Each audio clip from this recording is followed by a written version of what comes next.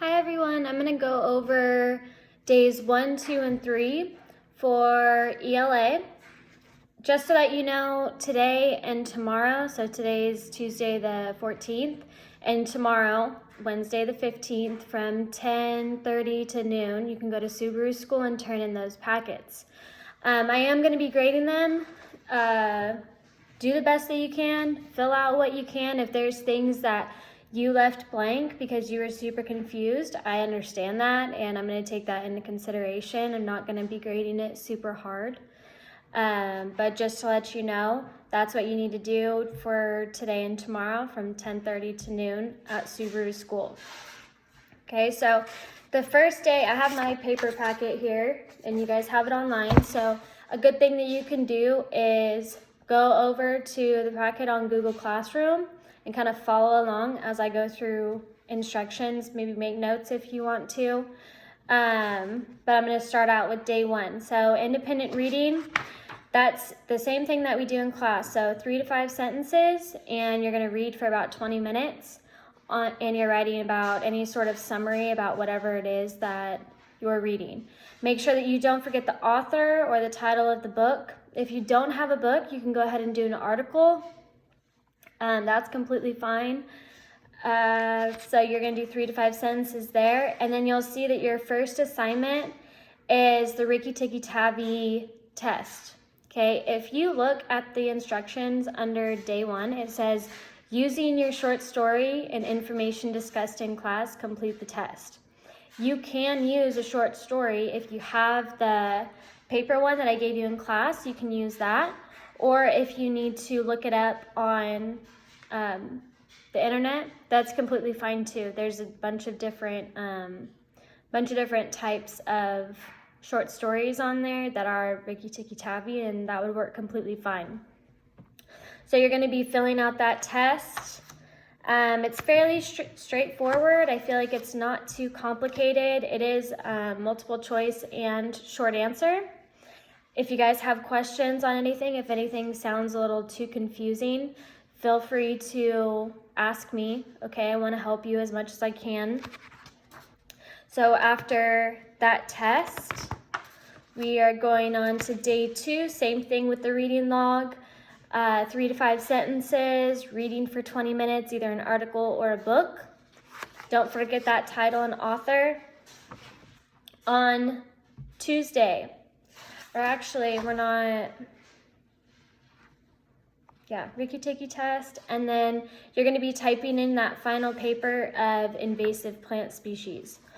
If you are someone who, I'm backtracking to Monday.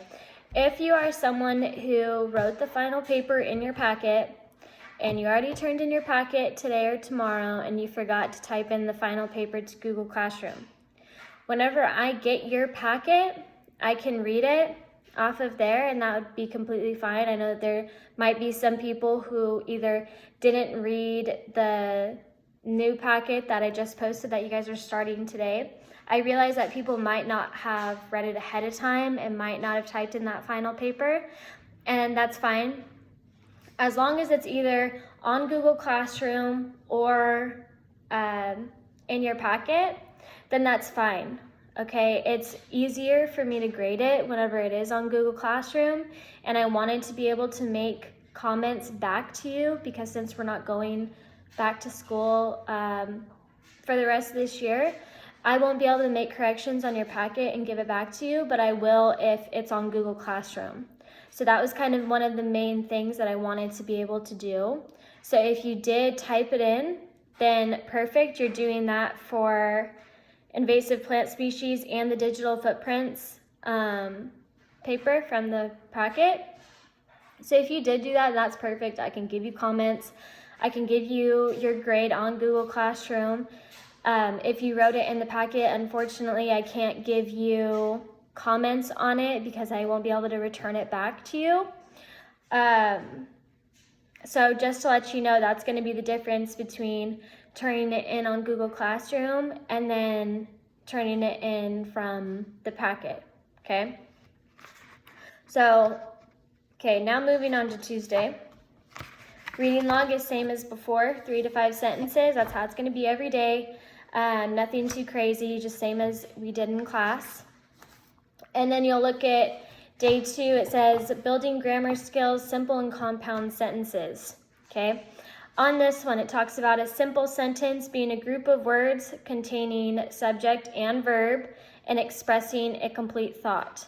Okay, for a compound sentence, it's 2 or more independent clauses joined by a coordinating conjunction. So either for, and, nor, but, or, yet, and so. Or it could be separated by a semicolon. So a simple sentence is just one complete thought. Compound sentence will be 2 complete thoughts separated by either one of those small words like and or but, or a semicolon. Okay? So if we're looking at number 1. So number 1 on the practice part, it says write S if the sentence is a simple sentence, and then write C if it's a compound sentence. So number 1, it says, Ricky Tikki did the real fighting. Where it says Ricky Tikki did the real fighting, that is just one complete thought. We don't see that sentence talking about 2 different things. We only see it with one complete thought. So that would be a simple sentence. Okay? If we were to look at number 2, it says Ricky Tikki went out into the veranda and he sat in the sunshine. Okay, he sat in the sunshine and Ricky Tikki went out into the veranda. Those are 2 different, 2 thoughts separated by the word and. So that would be a compound sentence. So that's kind of the difference between simple and compound. Okay. Moving on to part B, it says writing application. So for each character in column 1, write at least 3 simple sentences, and in column 2, you're writing 4 compound sentences. For each character in column 1, write at least 3 simple sentences in column 2. So simple sentences are in column 2, compound sentences are in column 3. Sorry, I kind of got that confused. So I wrote 2 out. So for Ricky Tikki, I put for a simple sentence, Ricky Tikki is a mongoose. Okay. 1 complete thought, I'm just saying who Ricky Tikki is, like what animal it is, or he is. So that would be a simple sentence. Okay. For my compound sentence, I put Ricky Tikki is not only loyal, but also very brave. So I'm talking about how Ricky Tikki is loyal and how he's brave, but I'm separating those 2 thoughts with the word but. So it would be a compound sentence. Okay. Moving on to day 3. Reading log is the same, 3 to 5 sentences. And then we have compound sentences again. So on this one, it says directions. In the following exercises, turn the sentence pairs into a single compound sentence with a coordinating conjunction. So if we remember back from Tuesday, the coordinating conjunctions consist of for, and, nor, but, or, yet, or so. Okay? So number 1, it says the black dog has won many prizes. That's one sentence. And the second sentence says he doesn't know many tricks.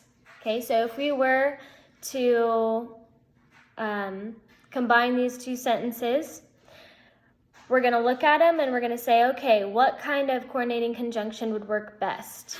Okay, it says that he's won many prizes, but he doesn't know many tricks. Okay, so we might say the black dog has won many prizes, but he doesn't know many tricks. Okay, so that coordinating conjunction, but, is what is connecting those 2 sentences. So that's kind of an example for number 1. Okay, and then you will do the rest for that. And then for the third one, it says it gives you a what is critical thinking kind of fact sheet. Okay. It says directions. Each sentence below is followed by a coordinating conjunction. Add an independent clause that would make sense. keeping in mind the relationship between clauses. Okay, so if we're looking at it, it says, Samuel seldom thinks for himself, so is a coordinating conjunction. So essentially what we're doing here is we're putting in a second part to the sentence that would make sense. Okay, so for each one, it's going to be very similar to what we did on the previous page, combining sentences. The only difference is that there is no second sentence, like how the previous exercise was, how it's two sentences and you have to combine them. Here it gives you one sentence and then you have to finish the rest of it.